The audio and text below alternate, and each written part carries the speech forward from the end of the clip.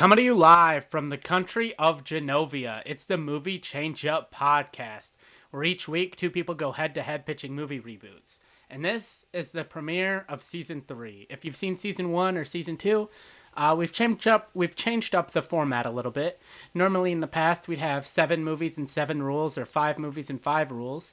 And we decided, you know what, our podcasts have been too long. We're trying to gain a following here, and we feel the best way to do that is to shorten the length of the episode. So how the show works from now on is there's 3 movies and 4 rules.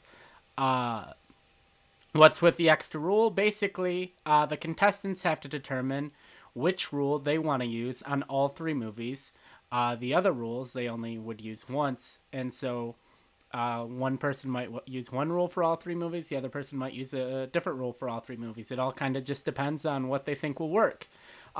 Each episode, we kind of have a different theme, and since Johnny and Tristan have a new podcast coming out that they're doing called the Unbearable Podcast of Nick Cage's Massive Talent, inspired by his new movie coming out where Nicolas Cage is playing himself, they're kind of going over and talking about Nicolas Cage's history as an actor and as a performer, so that'll be really fun. And so we decided, hey, all of these rules are going to be Nicolas Cage related. If you're watching this on video, you can probably see that on the right, and I'll talk about those later for those people listening on the audio-only version of this. And all of the movies we decided because, hey, for anyone that doesn't know, Nicolas Cage is part of the Coppola family. He was actually born Nicolas Coppola and changed his last name because he wanted to get acting work on his own and not because of his last name. And so before I introduce the contestants, I'll read the movies and the rules. And so our first movie of the day is The Outsiders from 1983. That was directed by Francis Ford Coppola and had a small role by Sofia Coppola. We have The Princess Diaries, which starred, I believe, Talia Shire's son. So that would be Nicolas Cage's cousin in one of the kind of secondary roles. And then we also have the movie Prophecy from 1979. And that starred Talia Shire, Nicolas Cage's aunt. So that's kind of the connection there. And then our 4 rules that our contestants are using today. Rule number 1, Nicolas Cage must play 2 separate roles in your movie. Rule number 2, Nicolas Cage must reprise a role that he made famous. Number 3, your movie must be released in 1996, which is the year Nicolas Cage won his first Oscar. And so if you're unfamiliar with our setup, basically that means you have to pitch your movie as if it were made in 1996. You have to it has to be directed by someone who was directing in 1996, and your cast has to be, actors who are working in 1996, and they would be cast in their age in which, they were at that time. And number 4, because Nicolas Cage is such a massive Superman fan and even named his son Kal-El, your movie must include a Superman reference. And now there's various criteria that we judge these movies on. First is the director and the cast. Your director and your cast fit the movie you pitched. The second thing I base on is how well did you use your rule? Did you kind of just shove it in there on the side and it felt like you wrote your pitch and then included the rule later on? Or does your rule elevate your movie or kind of take away from your movie? And then the third thing I look for is the story of the pitch. Like maybe your director and actors fit the roles you cast. Maybe you used your rule well. But overall, the story you pitched and the movie you pitched just kind of doesn't sound that interesting. Or maybe it does sound incredible and it maybe will elevate your pitch and increase your chances of winning. So, without further ado, I've talked quite a bit, so let me introduce today's contestants. First contestant has been around quite a while. He's basically been here long enough we consider him a co-founder, even though technically he is not. Tristan, why don't you introduce yourself? Tell us how you feeling about the format change, how you're feeling against going against your competitor today. I'm really excited for it. Me and Johnny have our Nick Cage podcast coming out, so we're all hyped on Nick Cage. So I can't wait to pitch these Cage movies. And yeah, you mentioned we're going to have some Cage characters here. I'm excited to see what character Johnny pulls out to have him reprise. He has a long list of roles to draw from, and there's also a wide range of what Cage can do, from like the crazy off the rails Cage to like the more reserved Cage we saw in Pig. So as a competitor, I'm curious to fight against Johnny, because depending on what zone of Cage he went to, it could be hard to argue. If I'm arguing against, he has like an unhinged Cage going off the rails on a rant, and I'm trying to give like a more relaxed performance, what is the debate going to be like when we're going for different sides of the same coin? You know, so it'll be a fun debate and a fun one to hear Johnny's pitches from. Even though I'm gonna hate him and say they're so terrible, it'll still be fun to see what you do with the rules we got here. So I'm excited for it. All right, and our next competitor is the reigning champion of the Movie Changeup podcast. He's not defending his title today. We'll talk about that late on a later date on how someone can win that title from Johnny. But Johnny, you know, it's a new format change. Do you think this could hurt your chances of winning? Because someone only has to win 2 matches now to defeat you instead of the usual 4.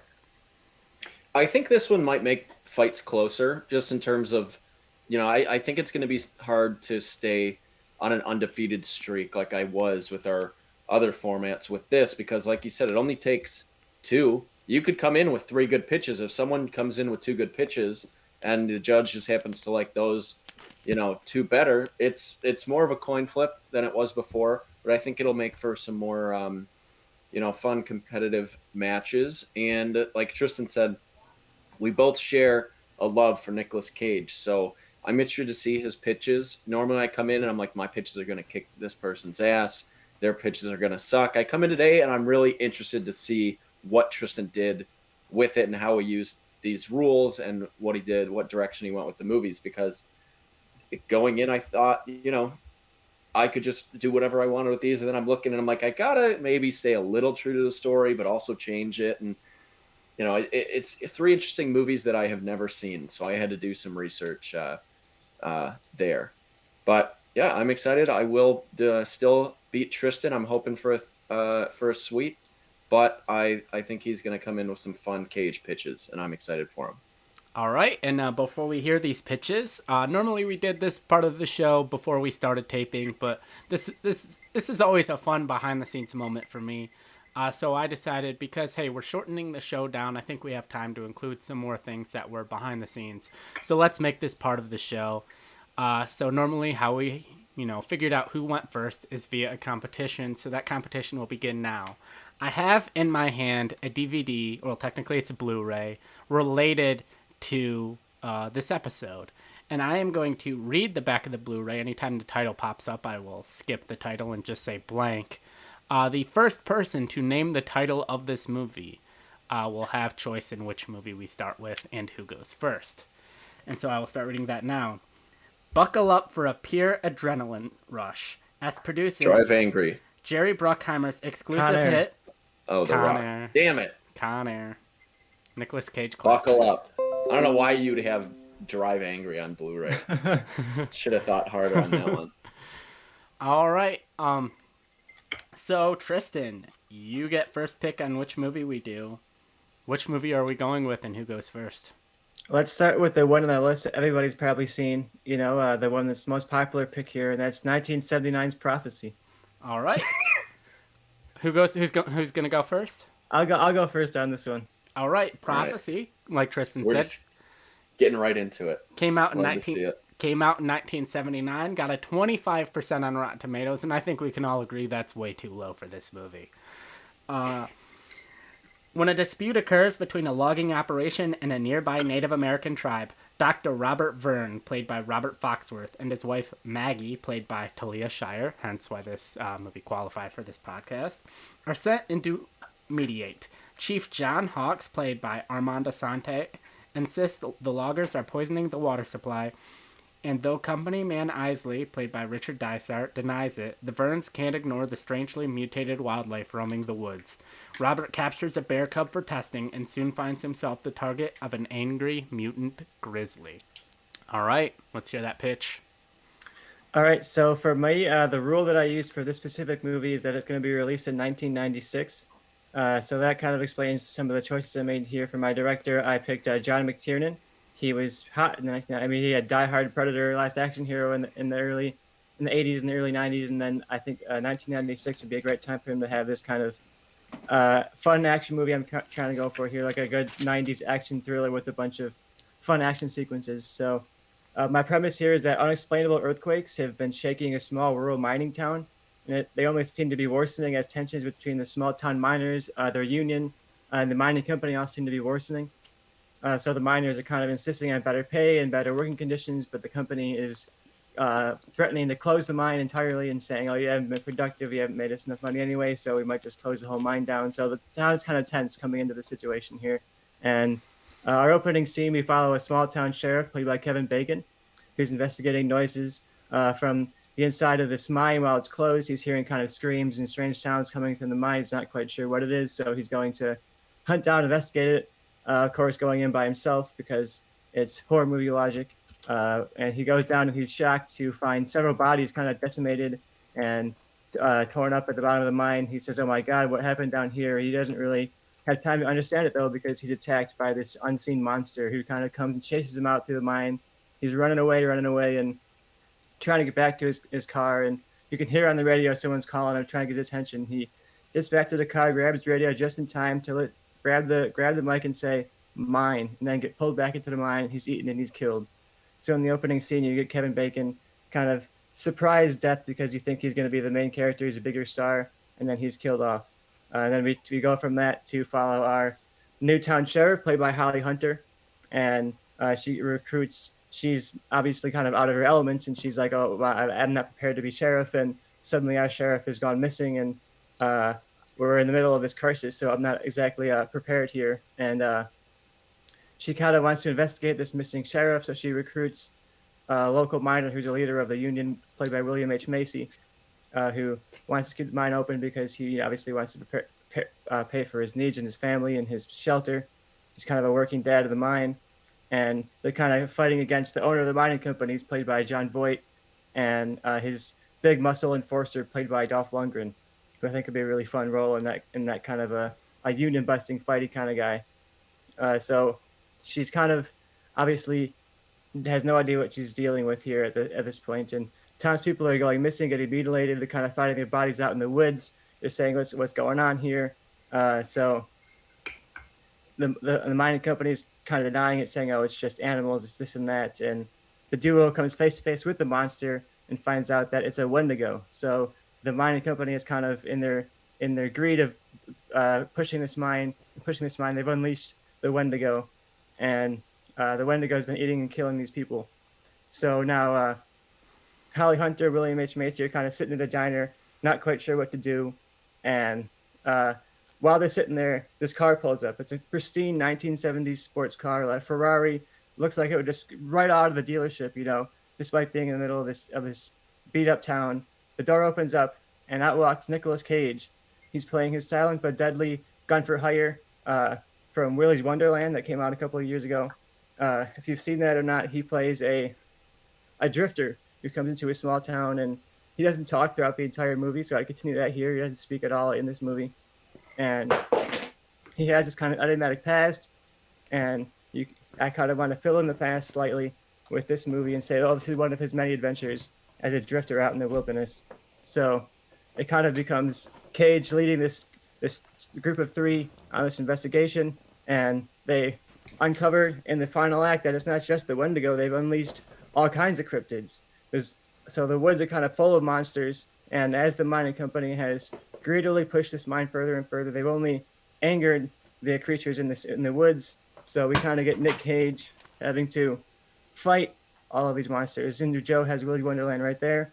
So if you're familiar with the kind of fun of Willy's Wonderland, him kind of fighting those animatronics, you're now getting him fighting like classic cryptids, like the Jersey Devil and the Wendigo.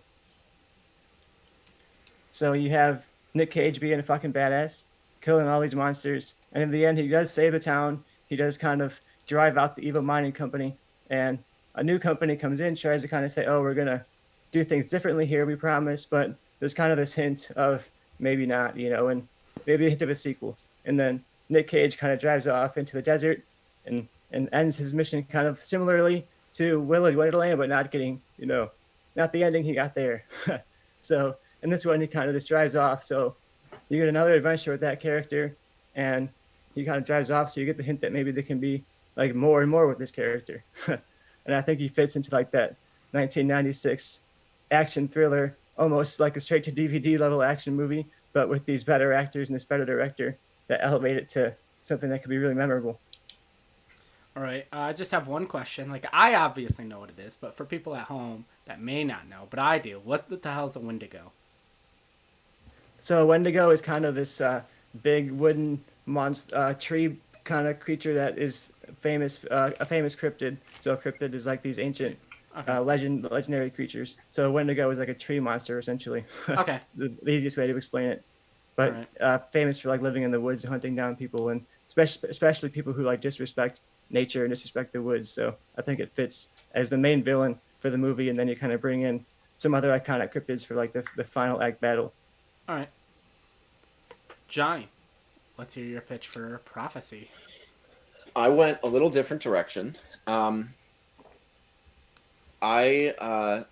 am not setting my movie in 1996. My directors, my co-directors are going to be Christopher Caldwell and Zeke Earl, who did a great sci-fi movie that came out in 2018. It's one of my top 100 of the decade. It's called Prospect. Really cool sci-fi movie that looks gorgeous, and it really establishes the planet they're supposed to be on. So I really wanted to kind of give them more to do and give them kind of a bigger budget film to work on. So I'll just kind of get into it and, reveal as it goes what I'm doing here. All right. So the film begins with a group of lumberjacks working in a dense forest. One of the lumberjacks calls to another close by. There's a strange plant growing from a patch of trees, one that looks otherworldly. Around the trees, they find a large, what looks like a meteorite. The trail of strange plants growing around are clearly coming from this strange rock in the forest dirt. While the group of men admire this strange discovery, one goes to pick it up. When he touches it, he starts to change. He starts basically zombifying, becoming mutant, and he attacks the other lumberjacks in the area. The screen cuts to black, cuts to two men walking down a hallway, two government officials. We need him, Bill. There's no one else. He's the only man that might understand what we've found. God damn it, Frank, he's an American hero. He has done more than enough for us. You know the story. He's like Superman. Well, if anyone can tell us about a strange rock that came from space, it's frickin' Superman. The men walk into a giant research center full of futuristic technology. Stanley Goodspeed, Nicolas Cage's character from The Rock, who was the head of chemical weapons research for the FBI, is now the head of research for Area 51. The men recruit him to come help explore this area that they have quarantined off. They have a research team that they're going to send him off with. And that research team includes Lily James. She is going to be a botanist. Yahya Abdul Mateen, who is a chemical radiation scientist. Jesse Plemons is an animal specialist. And then Josh Duhamel is the military general that leads a group of soldiers with him. The rock has taken over the forest, basically, this meteorite, but it also has kind of grown into the nearby town. So they recruit them go into this area to see what the deal is. And basically it plays out as they go in, they kind of explore, see what the thing is. Nicolas Cage basically describes it as, while it looks beautiful, everything's going to be really vivacious, bright colors, bright plants, everything like that. But he describes it as a parasite, and it's taking over everything in the area. And then they find the town, and it's going to be, full of these zombies, these mutant zombies that attack the team. So I felt like if I stuck with mutant bears, it would feel a little bit too much like Annihilation. It's kind of a similar setup, but I love that movie so much, and I love a movie where they're setting people out to this kind of unknown destiny. But throughout, it kind of plays out that Stanley Goodspeed feels like he's lied to. He didn't know like the dangers exactly. He knew there might be some things they have to deal with, but they didn't tell him that it was zombifying people. They just said it might be dangerous to the wildlife in the area. So, bring a team in. We got to, do some research on it. And similar to The Rock, it's him going in with a group of soldiers and a couple fun characters, and it has zombies instead. And I think it's a cool continuation of The Rock and being about like a meteorite, like a space rock, basically. So I like the connections there. I like the use. I want modern day Nicolas Cage to reprise his role from The Rock. I think it makes sense for him to have taken over Area 51 because it's referenced in The Rock in the original film, about government secrets and things like that. So I think it makes sense for the universe if they were to expand it to that. So that's my pitch. It's kind of like a thriller horror movie, and you get Nicolas Cage doing more science jargon, but his modern day take on a character he's famous for. So obviously I had my Superman reference, and my role was to include a famous or a character made famous by Nicolas Cage. All right. I don't think I have any major questions for either of you. I got a pretty good handle on all of both of your pitches. I guess Tristan, you now have 1 minute to attack Johnny's pitch, starting when you start talking. So for me, what I don't like the most about Johnny's pitch is his director choices. I understand going for unknown directors, and I like once in a while seeing movies from unknown directors, of course. But I think when you explain your plot and you're like, oh, it's science jargon with Nicolas Cage, and it's these no-name directors who made like one movie that no one knows about that might look good, but it's only the one movie. It sounds to me like it's going to be like a Dollar Tree Cage movie. Like when you go on Nick Cage IMDb and you scroll down and you're like, oh, there's half these movies I never even heard of, like some random like premise movie that 30 just seconds. seems like you're going to go to Dollar Tree, pick it up for $1, and your movie feels like a Dollar Tree pickup. And I have a proven director at a time when he'd done a whole bunch of great stuff, and I think it would have been a great point for him to do this movie. So I think my director choice really fits and elevates my movie, and my great cast really adds to that too. So I think I brought a lot more to it in terms of my director and my cast, and I think 5 Johnny's seconds. is just kind of, it's going to be a forgettable lame Nick Cage movie. All right, time. Johnny, you now have 1 minute to attack Tristan's pitch when you start talking. I mean, yeah, I'll get into my defense against what he said, but Tristan's pitch sounds exactly like this really crappy Netflix movie I just watched called The Devil Below, about creatures in a mine and people in the town. Some people want to keep the mine open. They don't worry about the creatures. It's right for the thing. Pretty much everything in his plot is that, except he threw in some fun monsters, and this movie didn't have the budget to really do that. But again, I think the problem is you're going into the 90s and you have Nicolas Cage. I think it works with Willy's Wonderland with modern day Nicolas Cage, 2021 Cage making those choices to be silent. But I don't think that works as well with 90s Nick Cage when he's in the middle of doing, winning Oscars and being in big budget action movies. I don't think that's a choice that necessarily he either would have made or wouldn't have done it as effectively as 2021 Cage. And then my other point was just that you're going to have 1996 monster CGI, which to me, when I go back, like I just watched Blade, you're going to get monsters that look like Blade. And that's the only reason that movie doesn't hold up perfectly today is because of the really, really, really crappy CGI. 5 seconds. And that's what all your monsters are going to look like in your movie. All right. Not true. Tristan, you now have 2 minutes to attack or defend, Johnny.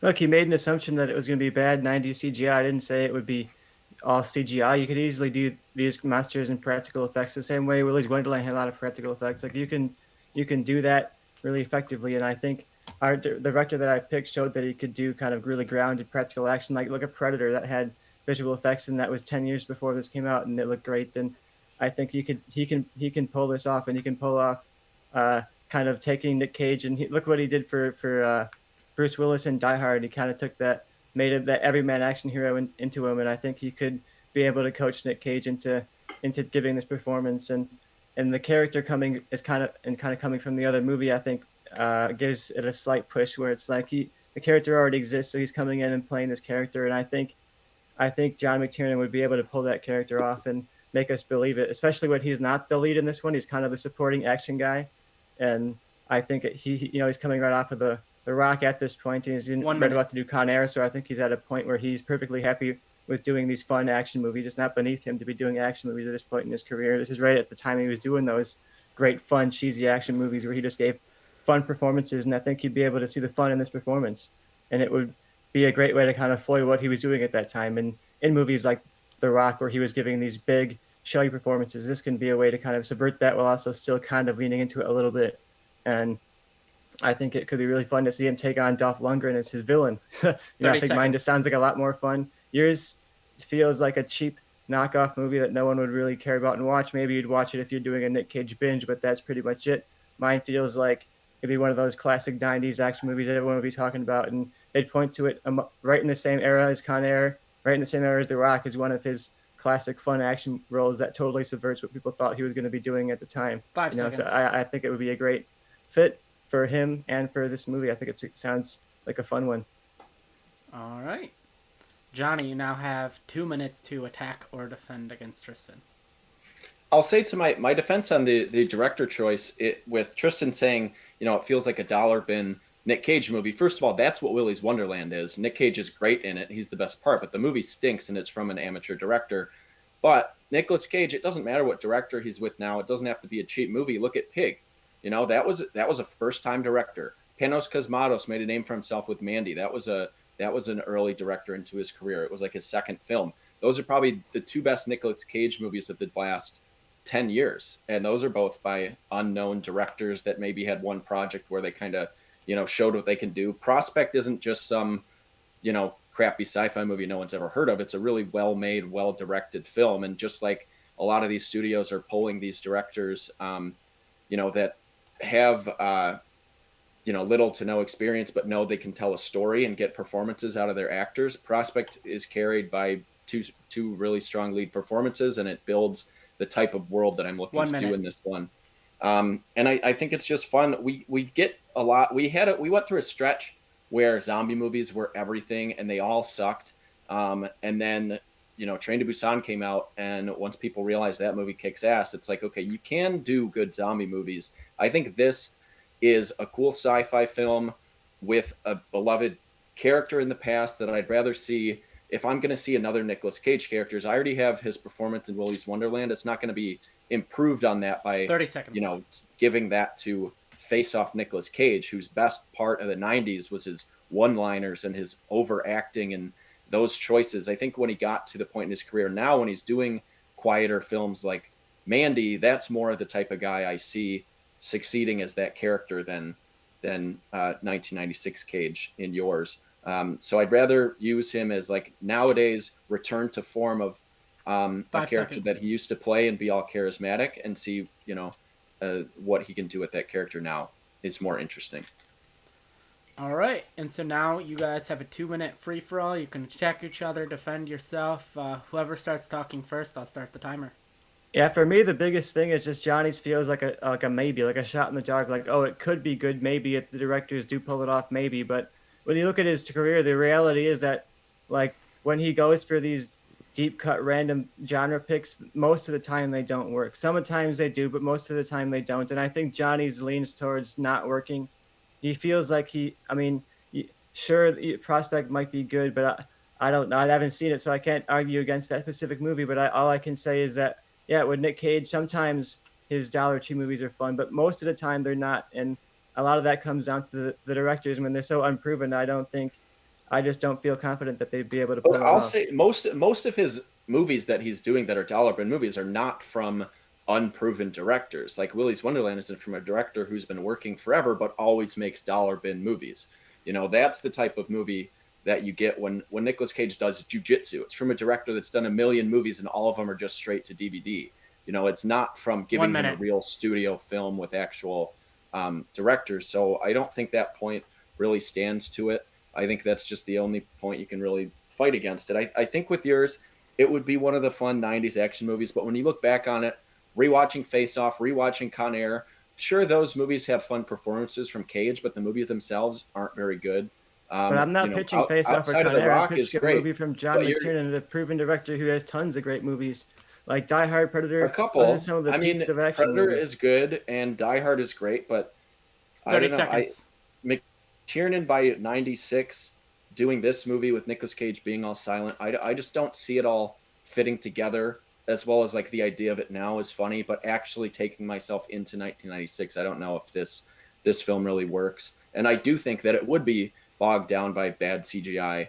And yeah, you'd probably have some good practical effects like Predator, but even in Predator, when it has like the spaceship and when it does do the 5 CG, seconds. None of that holds up very well. And I think so Johnny's argument is that like one or two shots that. might not hold up perfectly, so you should go for these random unproven directors that are going to make maybe. But Predator it's different to have one Predator creature that's done well practically, like the first Alien movie. All right, and then when you get into a bunch of monsters, that's what I'm trying to say. I don't think they would just do practical for all of them.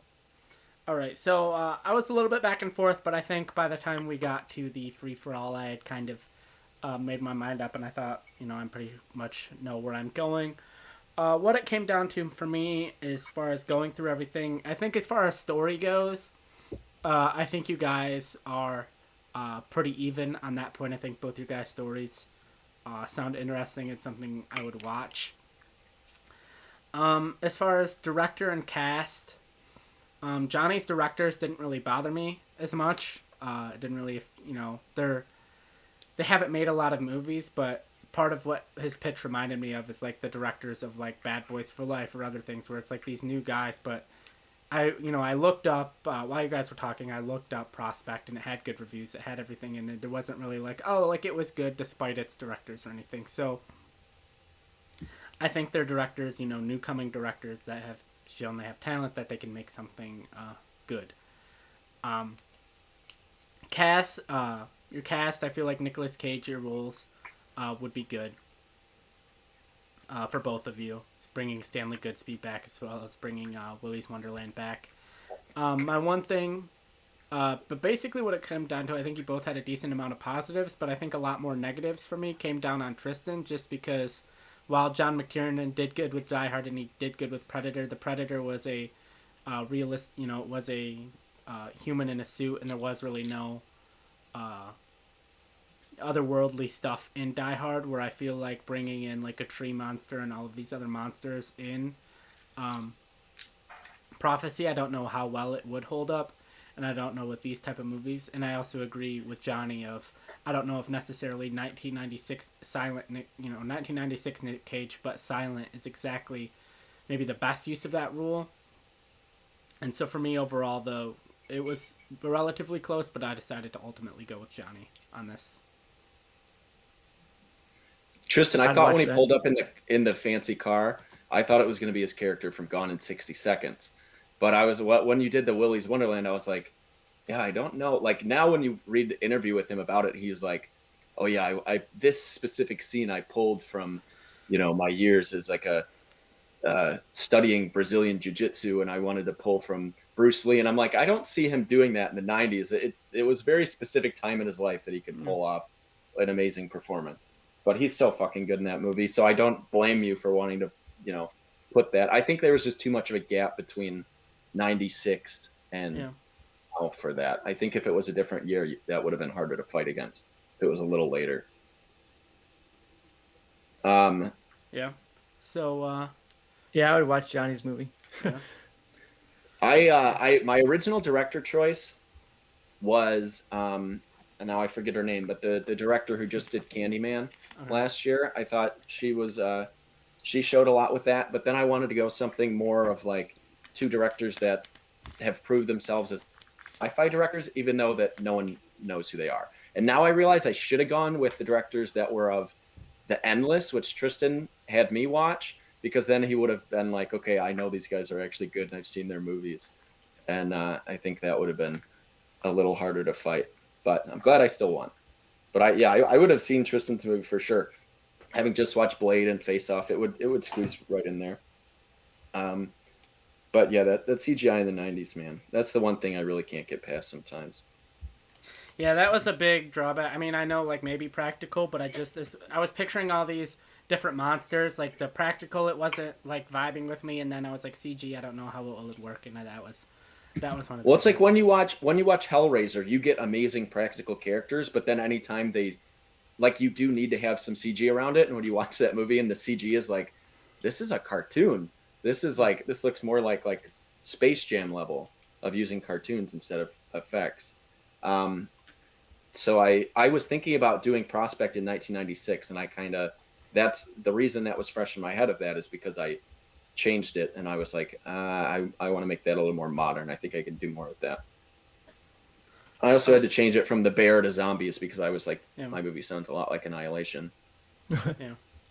Yeah, I think that might have been a knock on you, unless you had done like the 1996 rule or something, where it was like, okay, well, it's pre-Annihilation. Or it was before that movie, yeah. All right, Tristan, your call again. Are we going with The Princess Diaries or The Outsiders? Let's go with The Princess Diaries. All right, classic film. All right. So the sequel is where my introduction to Chris Pine was. So, Princess Diaries came out in 2001. got a Rotten Tomato score of 49%, which honestly surprised me because I haven't seen it in probably over 10 years, but my memory of it is like a decent family movie, so I expected like low 70s, but who knows? I'm not a film critic. So the plot of the movie is shy San Francisco teenager Mia Thermopolis, played by Anne Hathaway, is thrown for a loop when, from out of the blue, she learns the astonishing news that she's a real-life princess. As the heir apparent to the crown of the small European Principality of Genovia, Mia begins a comical journey towards the throne when her strict and formidable grandmother, Queen Clarice Rinaldi, played by Julie Andrews, shows up to give her princess lessons. And Tristan, who's going first?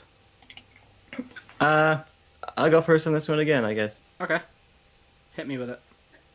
So my director for this one was Bryce Dallas Howard. She hasn't directed a movie yet, but she's done several episodes of Mandalorian and Book of Boba Fett. She just did, I think it was the most recent Boba Fett episode, which was certainly one of the better ones of the show so far. She's directing the next episode, I believe. Okay. Well, I credit her for something she hasn't done yet, but still, I mean, she has very good action director work. So I think she'd be able to pull this this kind of movie off. I think she showed it in I'm Mando. interested. She does good action sequences. Here's my pitch for the Princess Diaries. Look, prepare yourselves, all right? So my cast, I have Haley Steinfeld as Mia. And the rule that I used was that I'm going to include Nick Cage in 2 roles. So the 2 roles that I have Nick Cage in are as Mia's father and also as the King of Genovia. So you kind of have this fun where Nick Cage is giving this very kind of smaller, muted role as the single father of Haley Steinfeld. His wife kind of left them mysteriously and unexplainably. They know they were happily married, and then suddenly she kind of like up and left in the night, and they never heard from her again. And Nick Cage is kind of like this dorky dad who's turned her office into like this lab where he looks at rocks, like a rock collector, and he's just kind of like this quiet kind of guy. And I feel like that would be a fun role for Nick Cage to do in this kind of part time of his life when he's a father and he wants to give these smaller performances. But you also have him as the king, where he gives this kind of elevated, fun performance. And you have the duality of like these 2 father figures that she has of her actual father, and then the king. So Mia is kind of a social outcast college senior who could rather read pulpy comic books and adventure novels and watch anime than worry about like sports and dresses and things like that she supposedly should worry about. So she's kind of lost touch with her father as she's gotten older, not really connecting with him as much. And she kind of often wonders about her mother, who, like I said, kind of left when she was young, that never heard from her again. And she always wonders, like, why, what happened, and where did she go? And things change in her life when she's suddenly approached on campus by Elle Fanning, who's playing a character who's kind of the hand of the princess and tells her that her mother was actually a distant relative, like a long distant relative of a line of royals, and that through some fluke of succession, now Mia is going to be the queen of Genovia. So she is taken off and swept up into this kind of dream life that is not really her dream. You know, she's not the princess type of person. She's more of the comic book nerd type of person. And her dad kind of tells her like, is this what you are? It's really cool that you're this princess. I'm really happy for you that you found this new direction. And she's not quite sure if it's her. But while she's exploring her bedroom, she finds a diary left by what she seems to be her mother. And she says, "Oh, I found this diary of my mother," and she knew this some sort of secret about this kingdom, and she knew about some kind of secret that the king knew about, and she couldn't tell the king. And she's not very clear in the diary what the secret is. But now Mia kind of wonders if there's some other motive going on about this king here. So she brings the diary to her dad. Her dad says, "This doesn't really sound like your mom, and I don't know much about ancient tombs or anything like that," because she talks about like, oh, there's these ancient ruins underneath the castle that the king wants to get to. And so he says, "But I do know somebody who does know stuff about ancient ruins." And he says, "I have an old college professor who might know a thing or two." So they reach out and they find Benjamin Franklin Gates, the star of National Treasure. He's recruited to help them figure out this puzzle of this diary, what it was talking about. And he does a little bit of research and he says, "Oh, I know of this legend called the Princess Diaries, of this long kept diary of all the princesses of Genovia. It's kind of a legend among the Genovian people They don't really think it's real, but of course it is. So we're going to go on a hunt and find these Princess Diaries. So then you kind of get this action adventure, more so than, oh, Anne Hathaway becomes a pretty princess. You have, oh, you can also have this adventure dream. If you want to be like the, the action star, you want to be the comic book character, you can be that too. So you have this kind of fun adventure, but where you have arcs for all these characters. So Benjamin Gates has kind of lost his touch as an adventurer. He's now working as a professor. He hasn't really gone out and done anything like that in a while. So he finally gets to get off his feet and realize that he's still this cool badass guy that can go on these adventures. And her father, who's kind of this shut-in, who knows a lot about rocks, gets to put his expertise to the test. And while he's in these tombs, he finds all these ancient rocks, and his knowledge of these rocks is able to kind of help them as they go forward. So his kind of weird, obscure nerd knowledge is actually something that helps the team by the end. And Elle Fanning, who's this very anxious type A person, it kind of gets out of her comfort zone and helps them out as well. So you have arcs for all these characters, and in the end, they defeat the king and get the kingdom to themselves and kind of reveal the truth that the king knew about this all along and was keeping this secret. So she gets the throne and hands it off essentially to Elle Fanning, where the duo is kind of ruling the kingdom. So she doesn't want to be princess, but Elle Fanning kind of takes on the role. So you kind of get everybody happy endings, and you get a fun, cool adventure movie. So I brought it to Bryce Dallas Howard because she could be able to pull off the fun adventure scenes. So that's my pitch. You get Princess Diaries with a national treasure kick in the end. All right. Johnny, what is your Princess Diaries pitch? While I changed the story, I think mine actually resembles a bit of the Princess Diaries story, a little more than Tristan's. Even though it sounds fun, it doesn't sound like the Princess Diaries. But I've never seen it, so who knows? Maybe they go on a spectacular adventure figuring out clues. My director is Kelly Freeman Craig, who did a great coming-of-age film a few years ago called Edge of 17, which stars Haley Steinfeld, who is the star of Tristan's film. But I'll get into my pitch and kind of reveal my characters. So Princess Mia, played by Thomasin McKenzie, who I thought was the best part of Last Night in Soho. Daughter of the uptight and proper king, King Francis, played by Nicolas Cage, wants nothing more in life than to please her father and live up to the family name by being the most elegant princess she can be. Mia is surprised when the family is visited by Francis's twin brother and his wife, who left royalty for the royalty of their family long ago to pursue a life in Hollywood. Carson, also played by Nicolas Cage, the twin brother of the king, and his wife Charlotte, played by Halle Berry, live life to the fullest. They're very unorganized. They go against everything King Francis believes royalty is all about. At first, Mia shares annoyance with her father about these intruders into their royal life. She looks at them as uncivilized. She looks down on them and thinks that they're a thorn on the family name. Mia eventually starts to see how happy the two are and starts to form a connection with them.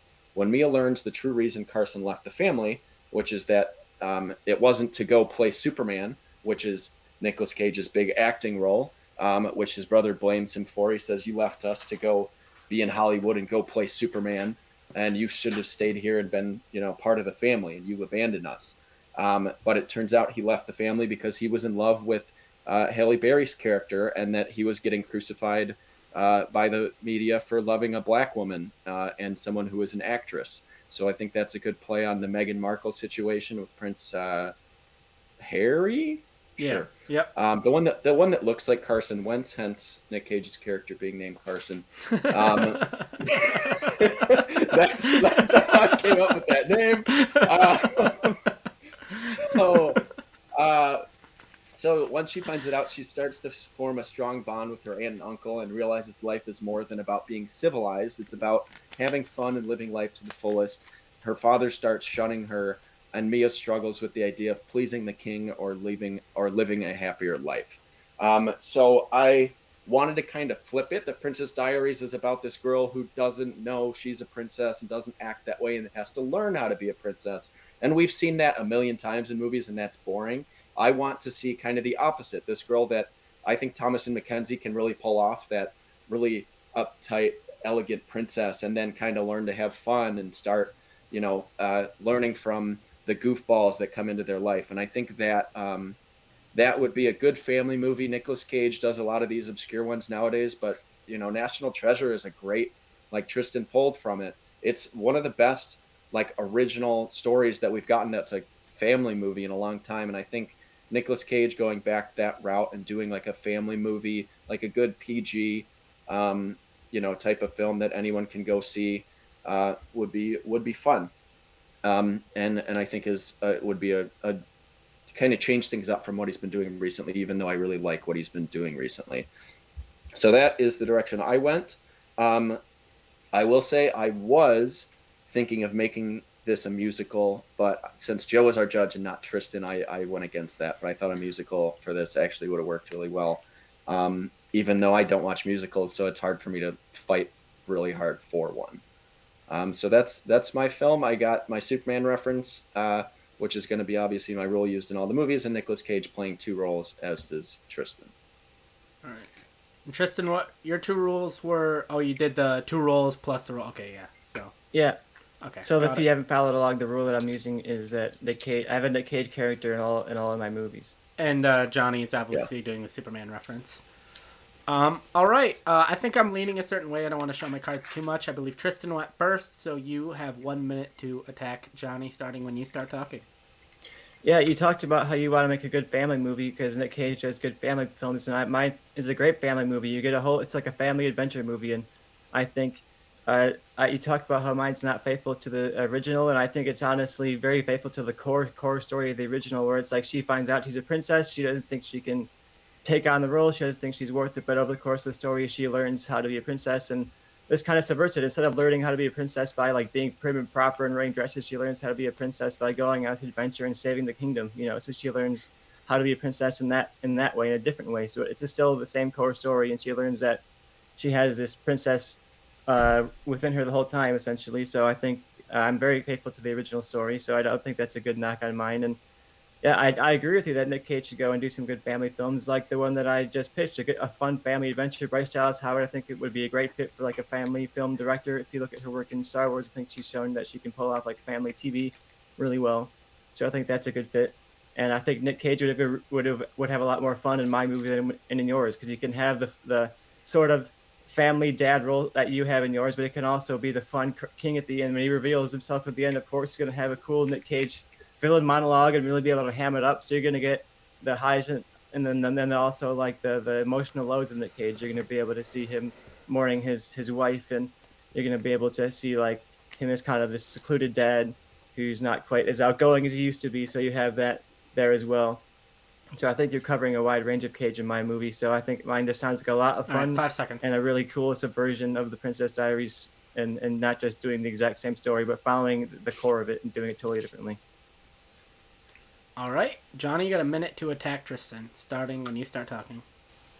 My main problem with Tristan's is I get, you have to use the two Cages, but I think when you bring in a third Cage and he's a character you already know, it kind of takes away from the two roles that he's already playing. And I also think it makes it hard to explain that her father and the king and her professor all look exactly the same, even though if they act differently, they're all Nicolas Cage. I think that confuses that a little bit. I think it makes more sense in my movie to have them be twin brothers, and you get a better dichotomy of Nicolas Cage as a serious actor being the king, and Nicolas Cage being his crazy, fun-loving self as the brother.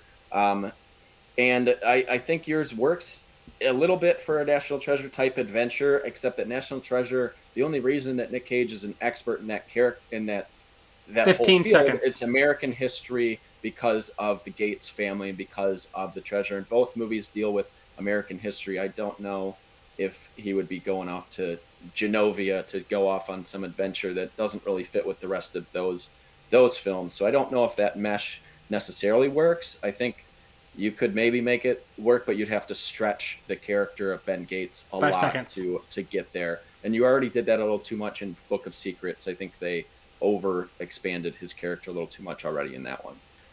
All right.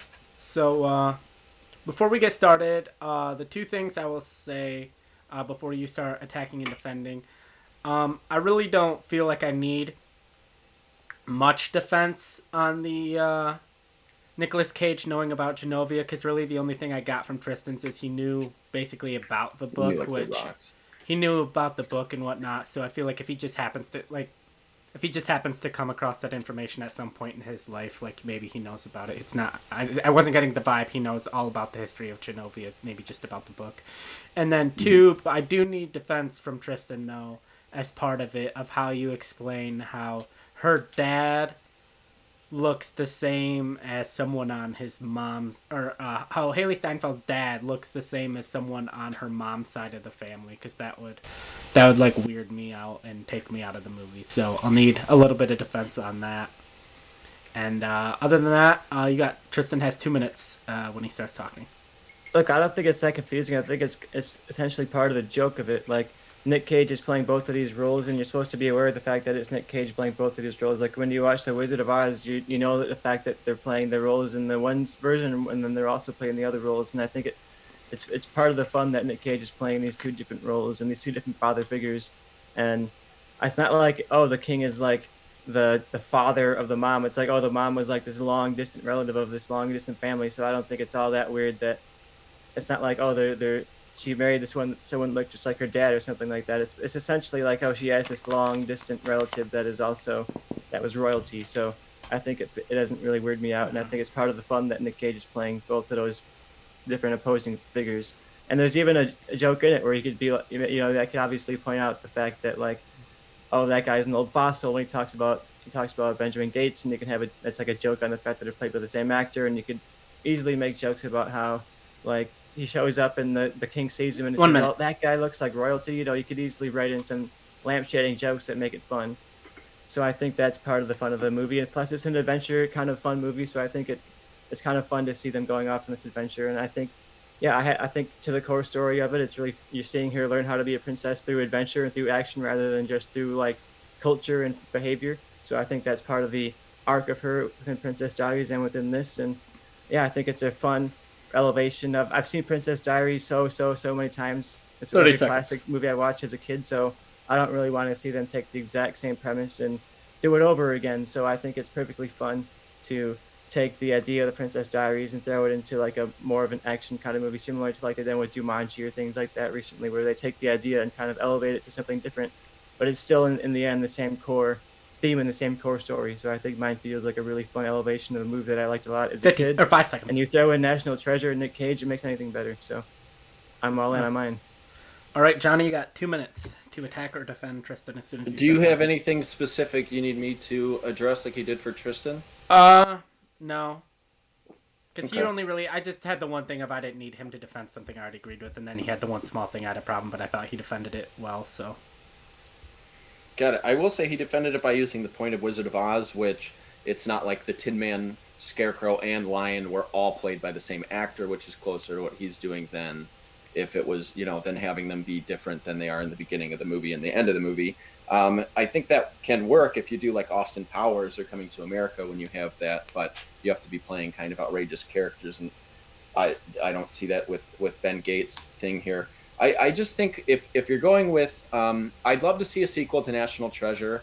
I don't really care about the Princess Diaries. I would go see my version of it, but I think that's a weird cross up that I don't think is necessary. I'd rather just get the sequel to National Treasure, where they're exploring Area 51, like they teased us so many years ago and never came through. Those fucking cowards.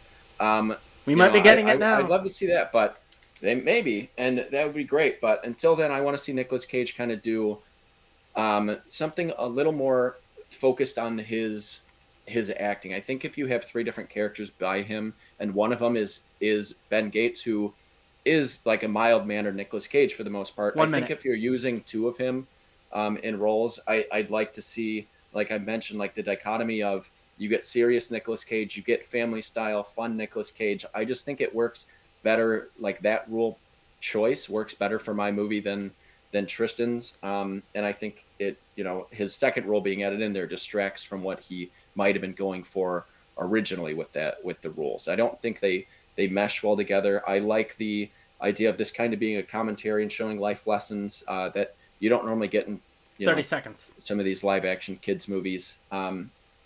It's always about, oh well, they find out they're a princess, or they find out their legacy, and they have to learn how to be all proper and stuff like that.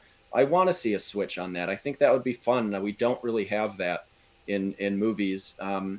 So I like my pitch. I think mine works better as a Princess Diaries Five film. While seconds. Tristan sounds like a decent adventure film, I don't think the mesh of the two films quite work for me All right. personally. All right, and now you guys have 2 minutes to attack or defend. It's a free for all. So whoever starts talking first, I'll start the timer.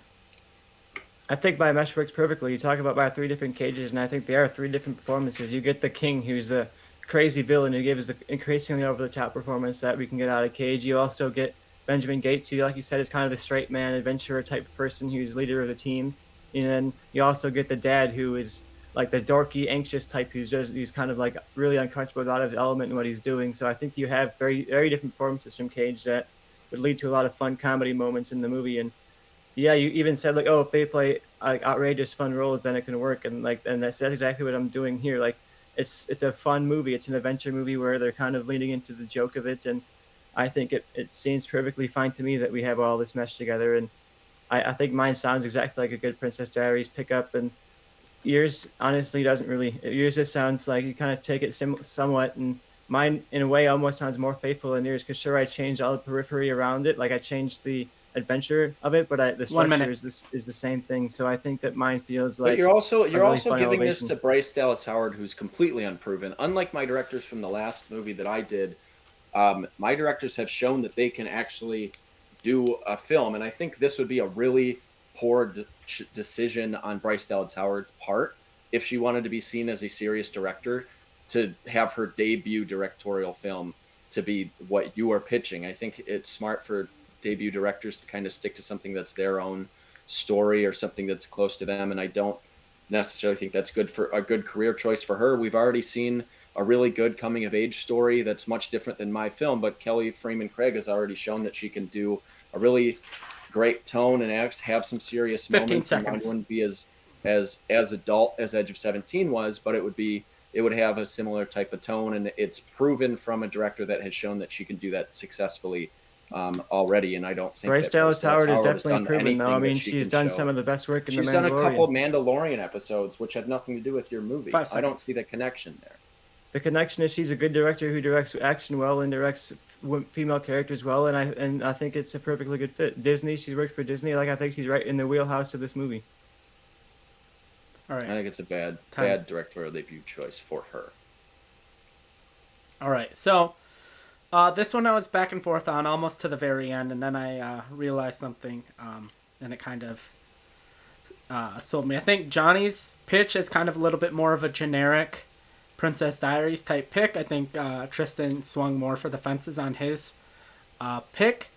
It took me a while to come around on his 3 Nicolas Cages, because at first I was like, I'm completely out on this because I don't understand Nicolas Cage on one side of the family and then Nicolas Cage on the other. But when then Tristan brought up the fact that it's a distant relative on the other side, I'm like, all right, I can understand this. And I thought of and the balance of the 3 Nicolas Cages, and I can see it being a good comedic. But something I realized, and then Johnny brought it up, is I think Bryce Dallas Howard would be a good pick for like kind of more of a standard, or like without the Nicolas Cage element of like the comedic element of the 3 Nicolas Cages. I think Bryce Dallas Howard would be a good pick for the Tristan's movie, but I don't know if I've seen. I can't think of any comedic moments or anything in um, her In her Mandalorian episode filmography. in her Mandalorian episodes that I feel like it'd be a tall task to ask someone to balance those 3 kind of Nicolas Cage comedic type performances, because I feel like there's a very thin line of it working and it not working, and I don't know if I could trust her to make it work when I haven't really seen her do anything like that. And that was a big knock for me, and so I ultimately had to go with Johnny, which means Johnny wins this round. However, this match, however, the next round is important because I was going to save and talk about it in a later episode, so the whole first part of this episode wasn't me giving exposition.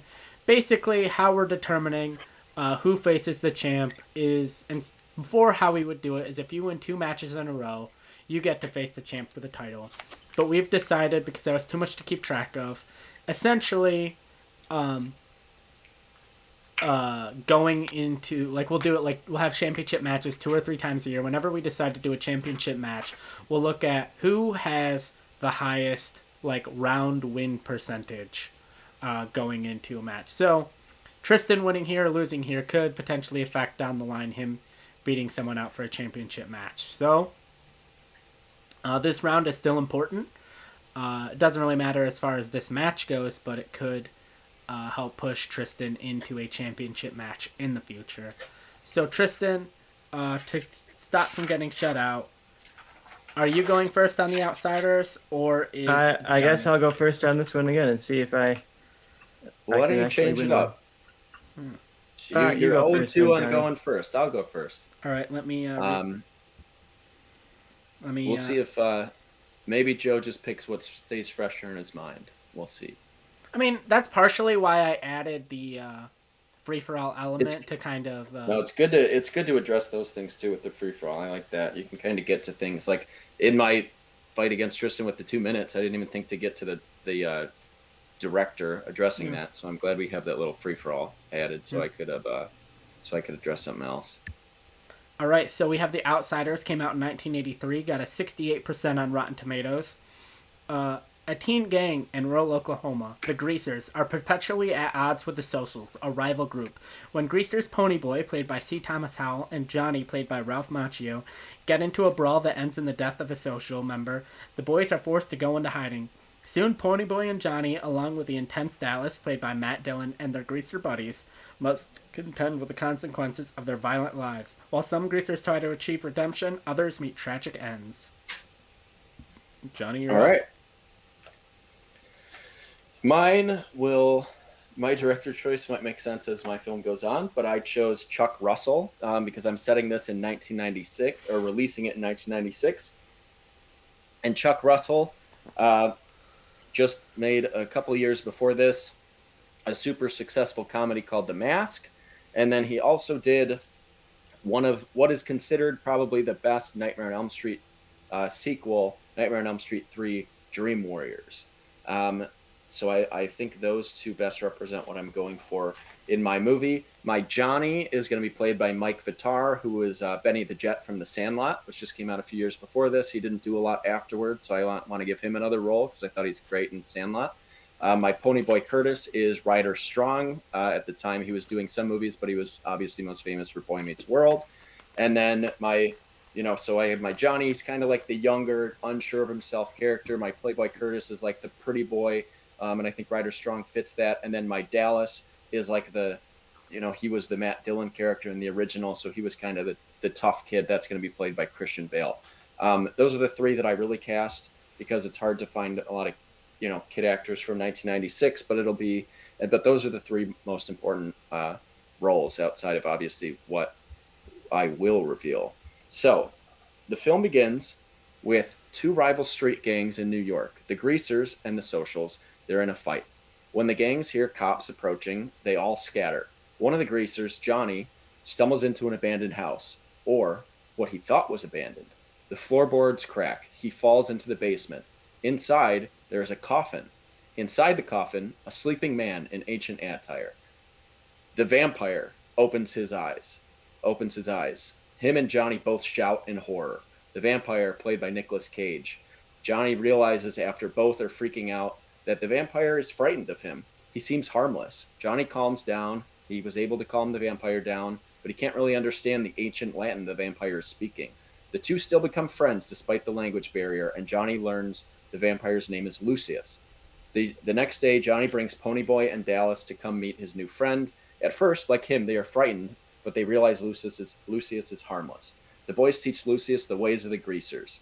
Slick his hair back, get him in a leather coat, teach him some of their slang terms, things like that. I think it would be so much fun to see 1996 Nicolas Cage. We've seen him becoming a vampire or thinking he's becoming a vampire. I want vampire Nicolas Cage to learn how to be a greaser. That is what I'm going for in this movie. I think that would be so much fun. So the boys teach him their ways, and they can only hang out with him at night, obviously, as the sunlight will kill him. When Johnny brings a stack of comics to show Lucius, he tells his vampire friend that Superman is like him. He's very different than everyone else. He has some superpowers, and he talks to him about secret identities and keeping his identity hidden, and no one can know that he's a vampire. And he also compares kryptonite to sunlight, as it's Lucius's one true weakness. It'll play out as a fun kind of 90s comedy with these kids teaching Nicolas Cage as the ancient vampire how to be a greaser and how to act their ways. And then it'll end with the kids get into a fight. They're in danger in daylight, and Nicolas Cage, his vampire, hears it and sacrifices himself by going in the daylight to save his friends. And it's kind of like a little heartfelt ending of him rescuing them, but then dying in the sunlight. But I think that would be, if this came out in 1996, it could be known as one of Nicolas Cage's most memorable performances, of him being the old Latin-speaking ancient vampire that occasionally says some greaser terms and slang, and then at the end rescues the kids. And I wish we got a little more, especially in the 90s, some more Nicolas Cage comedies. So he was kind of stuck doing action movies then, which some work better than others, but he has tremendous comedic timing, which he's shown in Shadow of Vampire, I always want to call it, in Vampire's Kiss, and in The Weatherman, and even in National Treasure. So I want to expand on that and do some fun vampire comedy. Vampires were big in the 90s. It was a few years after Francis Ford Coppola's Dracula film. So I think this would have been a huge hit then, and a movie that would still hold up today, and something that I would love to have existed. So that's my pitch. It's the Outsiders meets Nicolas Cage, the vampire. All right, Tristan. What rules did you use? I used it came out in 1996, and I have my Superman okay. references. And who is your director again? What did they do? You said they directed Dream Warriors and what else? Yeah, Chuck Russell. He did The Mask, and The Mask was the other one. and Dream Warriors. Okay. So those are the two type of tones I want to mesh together for my film, to give you an idea of what I'm going for. I got it. All right, I went a different direction. Shocking. Based on the episode so far, I don't think it's a good choice to go a different direction, I guess. But for my version of Outsiders, my director was Spike Jonze. My premise is, why would you ever want to remake The Outsiders? That's the question that Charlie Kaufman asked himself when he was handed the project. So the role that I'm bringing back is Nicolas Cage as Charlie Kaufman from Adaptation. So if you haven't seen Adaptation, Nick Cage plays a fictionalized version of Charlie Kaufman, who wrote the movie Adaptation. And it's about Charlie Kaufman and his twin brother, who's kind of a slacker, who's also played by Nicolas Cage, named David. And together they're trying to work to write an adaptation of a classic book called The Orchid Thief. And it's like impossible because this book is so renowned and it's so classic, and it's a hard narrative to adapt. So he kind of struggles to adapt it throughout that movie. And over the course of the movie, he finishes his script and kind of becomes successful, but spoiler alert, his brother David dies by the end of the movie. So in this film, Charlie Kaufman, who's now famous for his adaptation of The Orchid Thief, and is known for his kind of abstract art house meta movies, he's recruited by a major Hollywood studio to remake The Outsiders for a modern day audience. So when the original adaptation dealt with kind of the struggles of him writing this impossible screenplay, this is going to kind of follow all the way through, and he's making this impossible remake of this classic book and this classic movie, and he begins to kind of start to lose his mind over the course of the production. He starts to see visions of his brother David, so we get a reprisal of the David Kaufman role as well, in these nightmarish vision sequences where he's seeing things that aren't quite there and losing track of reality. And he still wants to make this movie somehow good, but the studio is insisting on like all these rules and all these stunt casts. They bring in Tom Holland to play the lead role of Outsiders. They bring in people like Dylan O'Brien. A lot of like the Hollywood A-list all-stars will have like appearances in this, similar to how in Adaptation they had some cameos and things like that of people playing themselves. And so Charlie decides to go to the one director he thinks he can trust to do this with him, which is Spike Jonze, the director of the actual movie, but the fictionalized version of Spike Jonze is also played by Nick Cage. So you have kind of this fictionalized version of Spike Jonze played by this totally different version of Nick Cage that kind of repeats back to the meta-ness of the original adaptation.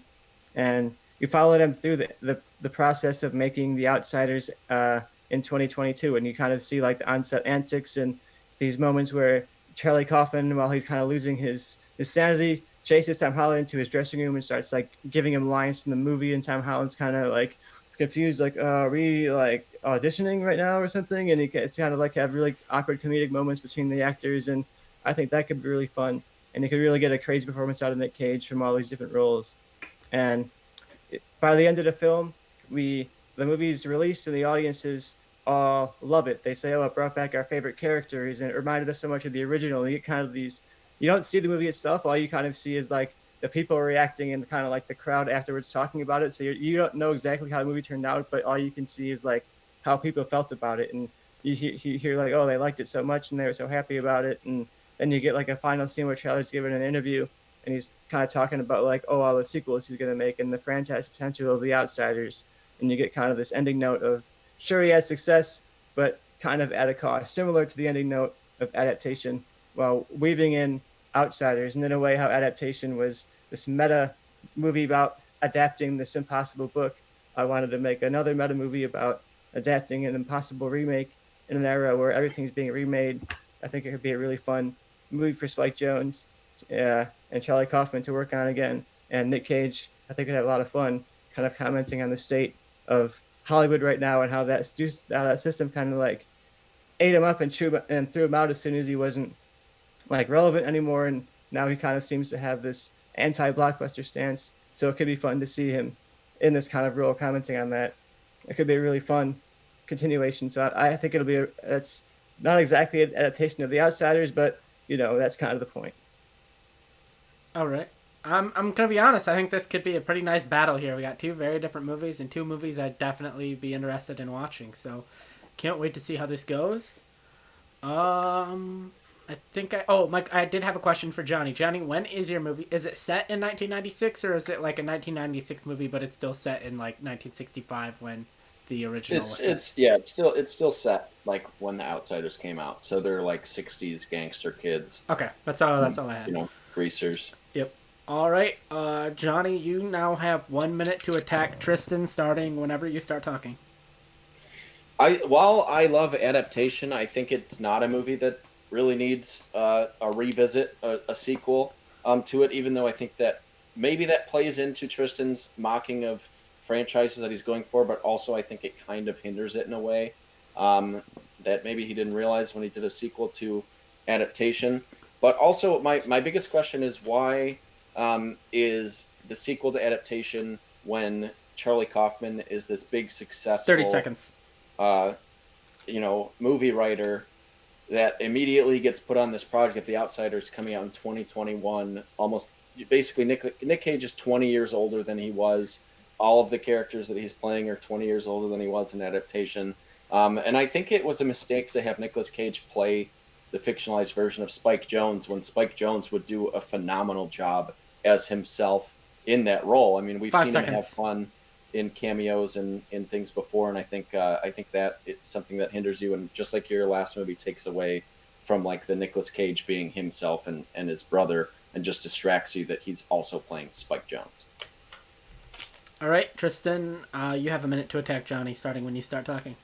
I think Nick Cage's Spike Jonze adds to the fun, and it leads into the joke of the fact that he's playing Charlie Kaufman, who's an actual person who's actually involved in the movie, and then you get an appearance, like a small cameo from the director, and it's actually played by Nick Cage also in this very different performance. I think that could be very fun, and I think I didn't even get into my rule usage of the Superman reference because I think I wanted to have this pestering thing where Charlie Kaufman, who's this art house indie kind of writer who wants to make these more abstract, interesting films, is constantly being pestered by the studio to make a Superman movie. They're always asking him, so what about the Superman project you want to make? And he doesn't have any interest, but I wanted to kind of comment on like these long-time studio directors, these classic Hollywood directors who their only way they can get work is by working within franchises, and how frustrating that can be for them. And I think that could be a fun way to lean into this. Like Charlie Kaufman's this art house guy who's then being asked to make a Superman movies all the time, and he's okay. Well, you can make your own movie, but it's got to be an adaptation of The Outsiders. And yeah, I think the fact that Adaptation doesn't need a sequel adds to my movie. It's like, 5 seconds. Why are you making a sequel to Adaptation? Well, why are you remaking The Outsiders? I think that leads into the theme. So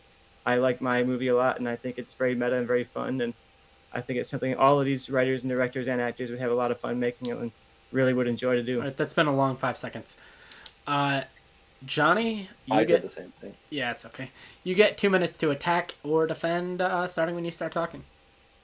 Yeah, I think Tristan's movie is a great idea, but I think it could have some tweaks to make it a great pitch, which I don't know if necessarily it is. I think what would be a great story for his film is if Charlie Kaufman had this passion project to make The Outsiders, and he thinks he can do a better job than the original, and he can outshine what's already been done, but the studio wants him to make a Superman film and won't fund his Outsiders film unless he agrees to do Superman, and he doesn't want to do this big franchise film. And I think that would work better as what adaptation showed, and I think it would do better as like the successful Charlie Kaufman not wanting to make a big budget movie, but having this passion project of maybe he wants to make like a weird, musical of The Outsiders that studios don't want to greenlight, and he's obsessed with writing that while the studio's trying to force him to write Superman. And I think that would be a better story for what we've seen from adaptation, what we saw of the characters.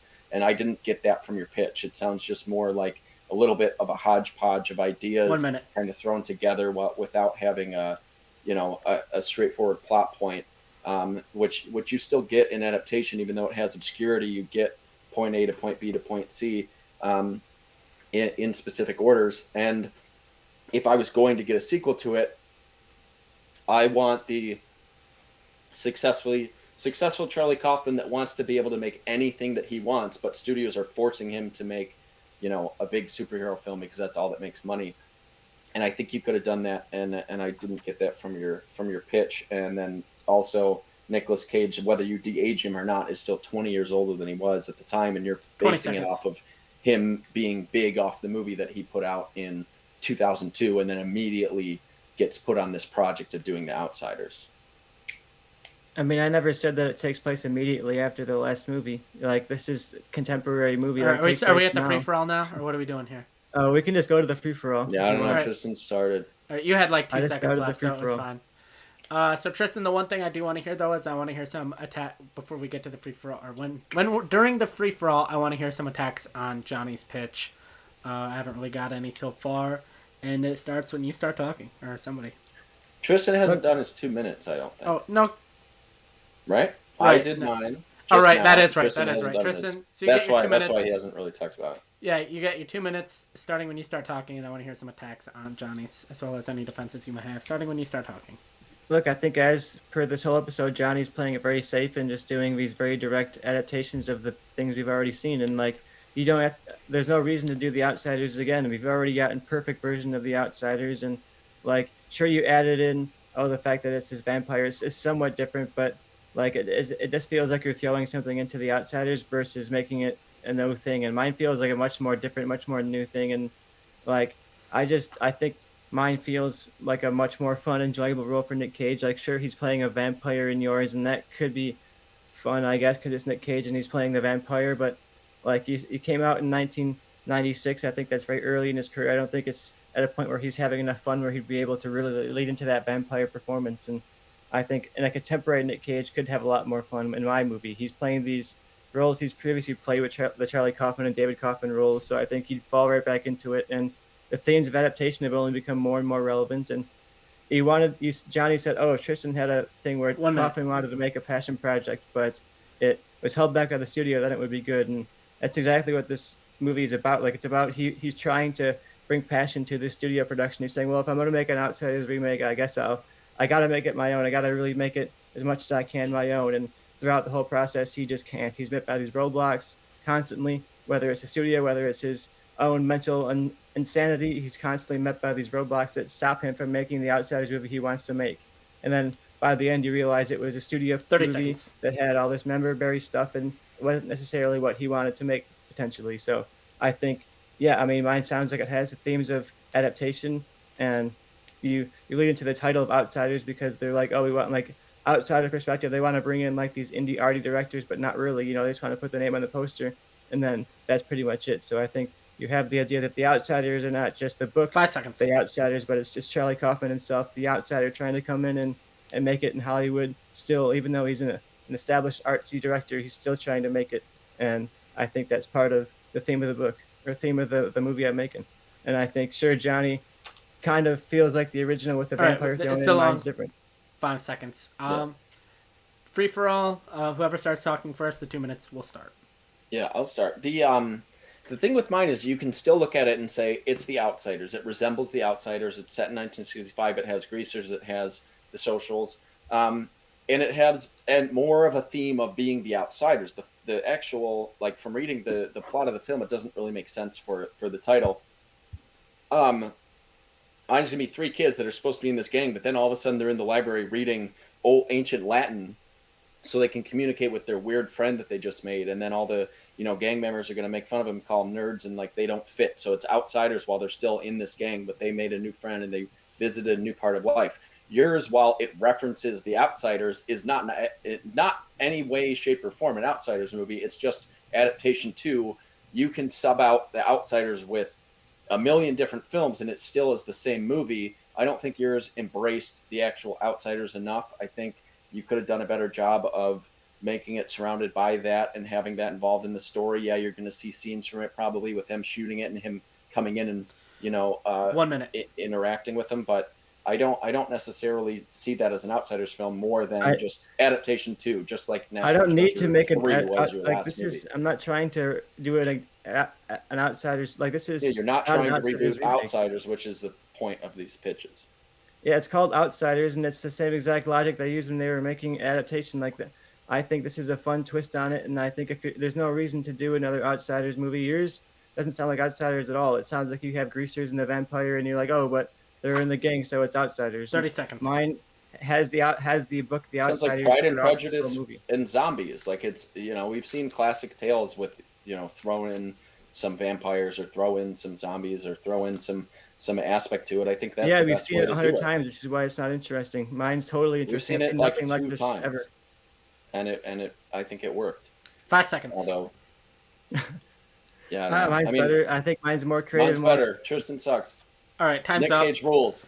Time's up. So I originally thought this was going to be a battle. Tristan doesn't suck. I take it back. I like that pitch. I thought this was originally going to be a battle, and then it very quickly turned out not to be because one jumped leaps and bounds ahead of the other. I'm just going to cut to it. Johnny talked so much about how Tristan's wasn't the outsiders, but as someone who's read the book and seen the movie, you could have replaced the kids in his with any group of movie or show with kids, like Stranger Things or whatever, and there wouldn't have been much difference. It really didn't have anything to do with the outsiders either. So you take that out. So, I mean, you both kind of neither have anything to do with the outsiders, but at least Tristan like somewhat admits that his has nothing to do with the outsiders. I think you both relatively used your rules well as far as the Nicolas Cage appearance. I like the Superman reference for both of you. And but ultimately, yeah, I think Tristan kind of ran away with this one. And while Johnny's movie is interesting, if you were playing both of these movies next to each other, which one am I more interested in? And it would have to be Tristan's. I'm a big fan of movies about the making of movies, and even though it's like a fictional making of a movie, it's definitely something. Having seen Vampires Kiss and adaptation, those films aren't even in the same stratosphere. As good as adaptation is, I want to see Nick Cage play a fucking vampire again, which is why I'm excited for him to be, I think, Dracula, or at least a vampire in an upcoming film. But also, I was going to bring this up. I should have focused more on his performance. That's the main reason. I'd love to see and the one thing, ancient old times, basically what we do in the Shadows version of Nick Cage becoming, learning how to be like a teenage greaser. I think would be more fun than seeing a reprisal of Charlie Kaufman. And the one thing I will say is I think the difference between Tristan last round with Nicolas Cage in the different roles and then Nicolas Cage as Spike Jonze in this is I think Spike Jonze, knowing he's the director and like his ability as a director, I feel like it would be way more impactful and way more comedic to see Nicolas Cage as Spike Jonze than just 3 Nicolas Cages in a Bryce Dallas Howard movie. And I think that was kind of the difference here. Where I think Spike Jonze is so funny that I would love to see him interacting as Spike Jonze with Nick Cage, though. That was the one thing. It was like, to me, it was hard to fight against Tristan's pitch. I had to kind of say things that I maybe necessarily didn't believe. But my one thing that I stand fully behind is that Spike Jonze should have been playing himself because I think that would be more fun. But his pitch was really good. I did enjoy it. Yeah, it was like one of those 50-50 ones where I think you win either way with Nicolas Cage as Spike Jonze or just Spike Jonze as himself, in my opinion. Mm-hmm. Or Charlie Kaufman as Spike Jonze would be fun too. Yeah. That would have been funny. All right, Yeah. so yeah, we wind up 2-1. I'll go around and I'll just say I think clearly, I mean, obviously it won, but my favorite pitch of Tristan's was The Outsiders. And then I think my favorite pitch of Johnny's was Prophecy. And if I had to say pitch of the night, weirdly enough, even though it lost, I think maybe he lost, but my pitch of the night is probably Tristan's Outsiders pitch. That was definitely like interesting and is one of those things where we were texting in the group chat before. I was basically like, with The Outsiders and Princess Diaries, they're both based on other things we have. You know, if you're a fan of what it's based on and you want to see a good adaptation, you know, for lack of a better word, you have a good movie for each of those. So like, feel free to get weird. And I feel like I was perfectly adequate with him being like, hey, we have a good Outsiders movie. I don't need to make another good Outsiders movie. I'll make something else. And I think it worked well. It would have been nice that Logic decided the Princess Diaries when Johnny You just lost. said, "Oh, You well, lost Princess on. Diaries," but I again, think you lost. That was a on terrible Princess- director choice. Yeah, if you if picked you a had, good director, if you had- that would have been a tougher fight. If you had picked someone who I think could have handled the comedic ability of someone who I feel like could have handled and done that well of the three Nicolas Cages, I think you would have won. But I was just sitting here. I'm like, okay, you've sold me on it. And then I remembered your director was Bryce Dallas Howard, and I'm like, I'm not sold on her doing that though. And so that's If what Tristan ultimately had lost him. picked,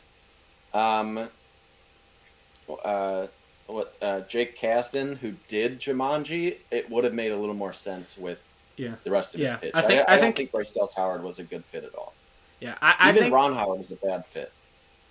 Yeah, I think Bryce Dallas Howard. If it was like a straight up movie, and it wasn't like the three Nicolas Cages, I would have been 100% on board with Bryce Dallas Howard doing it. But I think it was just the combo of the three Nicolas Cages and Bryce Dallas Howard that I wasn't sold on. And then whatever you guys it would have been much more dramatic. Prophecy was very close. Prophecy was very close. Second, come down to the Princess Diaries, but it made for maybe not the quite the ending that we would have liked. Yeah. All right, how are we guys feeling about this format? Is that something we're gonna keep doing probably? I like it. I think it leads to a lot of interesting pitches, whether I lose or not. Yeah. All right. Anyone have any final thoughts before we sign off? My final thoughts are I do kind of feel bad about winning here because I feel like I not cheated, but maybe didn't go as far as like what I could have done with Nicolas Cage by doing the Superman reference as my rule for all three. I don't think Tristan used them well, but I think Tristan was very ambitious to do the famous Nicolas Cage character appearing in 3 films. All right, so before we go, I didn't like fully flesh out my pitches, but I was bouncing around ideas of what I would have done for each of them. And for The Outsider, the rule I would have used is I would have done the same thing Tristan did. I would have done a role made famous by Nicolas Cage. And for The Outsiders, I haven't seen the movie. I've seen pictures of the movie, and I feel like I could make it work. Is his character from Valley Girl as one of the socials would have been what I did. And then my rule I would have attached to it is the Superman reference, because the whole theme of the movie is about trying to be a good person, and I probably would have done something similar to Johnny of like the comics and like being inspired by Superman and all that. Princess Diaries, I would have had it be a prequel version of his character from Pig. Comes in as a chef, and he's kind of like this weird, odd chef, and like they're trying to teach her how to be prim and proper, and they're like, oh, we brought in this chef, and she's got to be prim and proper while they make this meal, but they're not really as familiar with him as a chef, and it turns out he's kind of like this unprofessional, kind of weird, different guy. And the rule I would have attached is I would have made that one my 1996 movie, and I think I would have cast Alicia Silverstone as my lead and probably done like what's her face? She was the voice of Mrs. Potts and Beauty and the Angela Lansbury as the queen, and done that. And I would have switched it up by basically making her Alicia Silverstone as like the lead, more of like the mean girl type instead of like the girl that gets bullied. She's the bully, and she finds out she's gonna become a princess. So a lot of the movie is her like realizing that being a princess and doing all that, and like her becoming a better person. And then Prophecy, I would have just done the.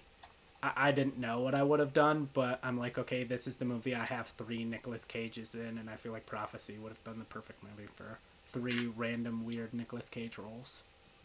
Yeah, I to be honest here, I'm glad I'm fine losing that last one on The Outsiders because I liked my original pitch better. I kind of landed on I was gonna have him run into a famous Cage character in this one, and that be like the vampire, and maybe it's like Cameron Poe or whatever else, and he like makes friends with these kids or whatever. But my original pitch was New York City is run by 2 gangs, the Socials and the Greasers, and the only man that can kind of stop them is Big Daddy from Kick-Ass. But I would have said it in 1996, so you would have gotten prime action star Nick Cage as basically Batman fighting 2 gangs. And I thought that was like the perfect pitch, and I really would have liked that one better than what I ended up doing. But I would have had to change my Princess Diaries pitch because then my rules would have been released in 1996 and include a Cage character, and I couldn't do either of those to my Princess Diaries. So I decided to stick with what I thought was my stronger pitch, change The Outsiders up at the last minute. Actually changed it, and then at the last minute made it a vampire movie out of nowhere because I thought that would just be fun.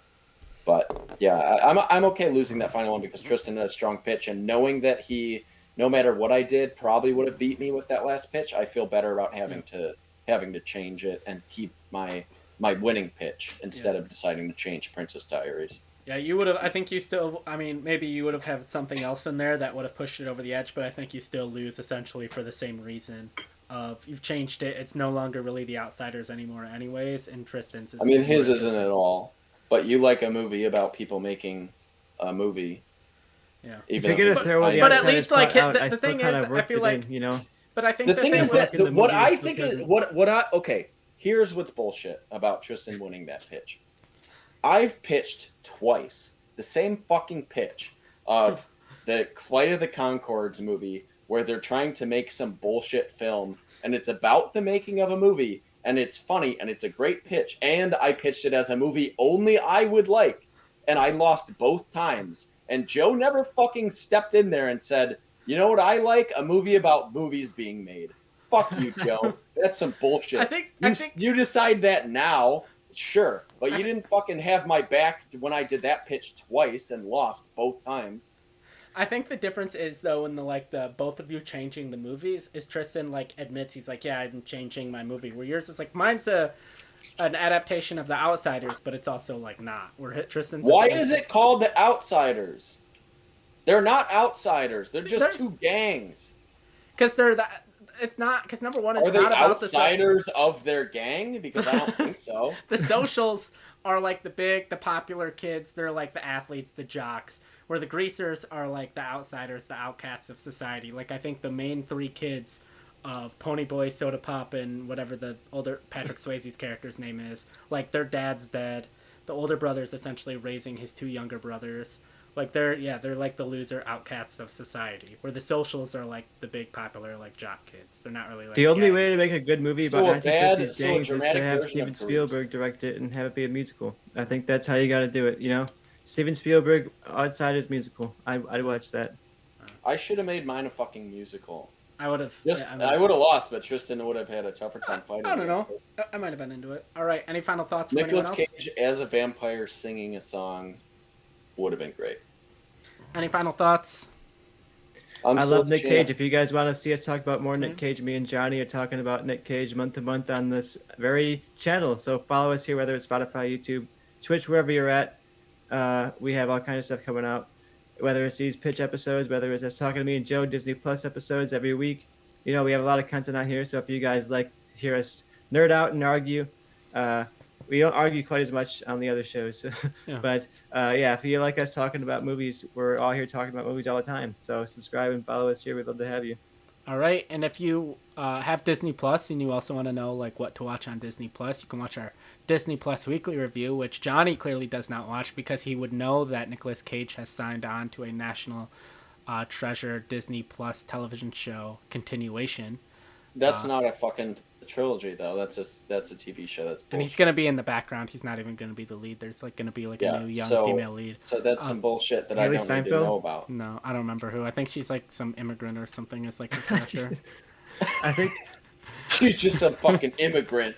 I'll for my plugs. I'll second Tristan's plug for our Nicolas Cage podcast, the Unbearable podcast of Nicolas Cage's massive talent, which will be on this channel. But also, anyone who has Letterboxd. If you're watching this obscure movie show, I'm assuming you have Letterboxd. It's my favorite social media app. You can follow me at jdupe2393. I try to throw out reviews. Try to watch as many movies as I can, and literally like all the memes you've seen of people saying with Letterboxd, like as soon as the credits hit, you start listing your movies. That's what I do on there, and I think at least Tristan is the same way. So follow us on Letterboxd at Movie Changeup as well. We're going to try to be more active on there. We don't really have much of a following and haven't really done anything. So yeah, we don't have much of a following, but we also haven't really tried. I'm also going to try to get more on TikTok. I watch the Book of Boba Fett, usually early in the morning. So I'm going to start doing like first reaction reviews on there. Hopefully that'll attract some attention. I was going to do it today, but forgot. So without further ado, goodbye.